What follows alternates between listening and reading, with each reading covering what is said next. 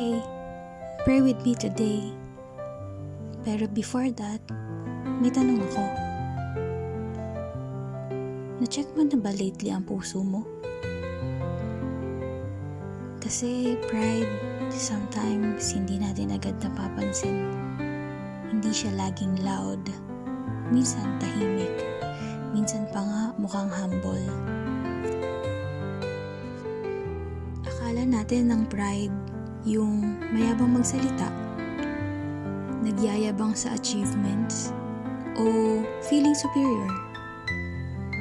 Pero pride can wear many disguises. Yung gusto nating mapansin kahit naglilingkod tayo. Yung tahimik lang tayo pero nagko-compare sa ibang tao. And yung ayaw nating tumanggap ng correction kasi we know better. Minsan di natin alam we're worshiping our image, not God. Sa Book of Mark, chapter 7, sinabi ni Jesus, hindi ang pumapasok sa katawan ang nagpaparumi sa tao, kundi ang nanggagaling sa puso. Walang filter ang mata ng Diyos. He sees what people don't. Our true motives, our quiet judgments, our entitlement. Kaya kahit mukhang okay tayo sa labas, kung punong-puno ng pride sa loob, tayo rin ang unti-unting nawawala sa presence niya. Pride tells us, kaya ko to on my own. But the truth is, pride keeps us deaf to God's voice and numb to His grace.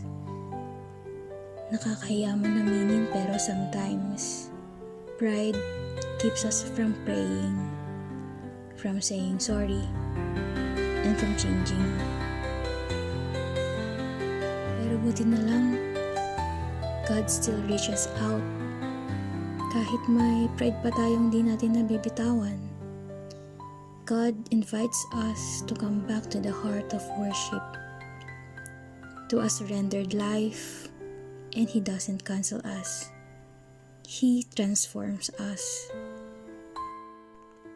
So if today you feel like may pride pa rin na humahawak sa'yo, hidden in comparison, offense, or silence, let this be the moment you surrender it to Jesus.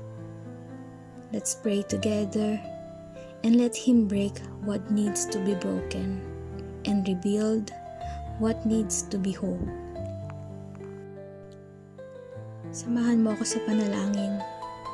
Ilagay mo ang kanang kamay mo sa dibdib mo and let's pray together with a surrendered heart. Panginoon, narito ako ngayon. Lumalapit ng buong puso. Pagod na pong lumaban.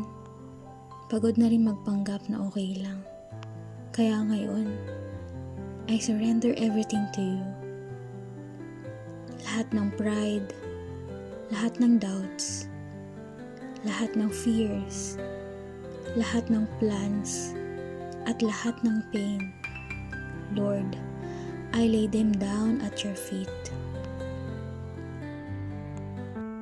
Ayoko na po ako ang masunod. Ikaw na ang bahala, Panginoon. Take over my thoughts, my decisions, and my desires. Kung may mga bagay pa akong hindi nasusuko, reveal them, Panginoon. If my heart is still resisting you, soften it. Kung may walls pa akong itinayo, wasakin mo, Lord.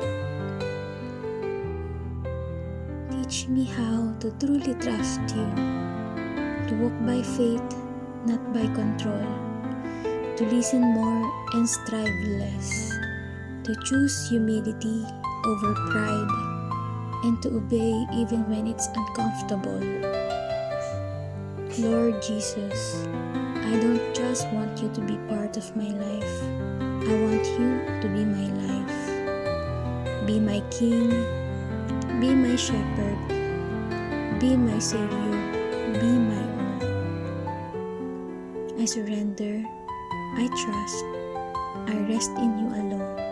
In Jesus' name, Amen. Hanggang sa susunod na panalangin, you are loved, you are seen, and you are held by God.